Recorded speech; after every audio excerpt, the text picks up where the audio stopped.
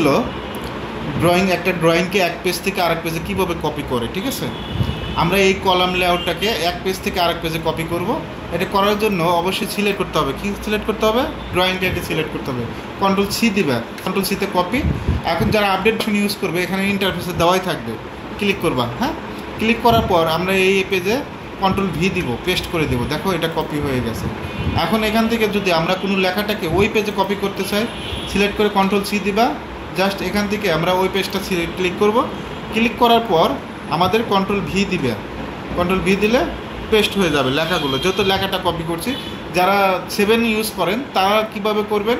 প্রথমে আপনি এখান থেকে জাস্ট এই কলাম লেআউটটাকে সিলেক্ট করবেন। সিলেক্ট করার পর কন্ট্রোল সি দিবেন। সি দিয়ে এই ফাইলটা ক্লোজ করে দেবেন। যারা 7-এ কাজ করবে তাদের জন্য অপশন বলতেছি। ক্লোজ করে দেওয়ার পর এখন কোথায় ফাইলটা হবে? এই যে MSR লাইভ, ডাবল ক্লিক করব, ফাইলটা ওপেন করব।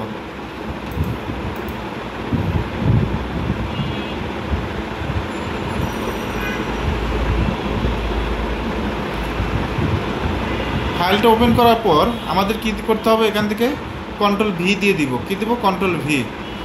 এখান থেকে যদি আমরা কন্ট্রোল ভি দেই, কন্ট্রোল ভি দিলাম, দেখেন কলাম লেআউটটা কপি হয়ে গেছে। এভাবে চাইলে এক পেজ থেকে অন্য পেজে সহজেই কপি করা যায়।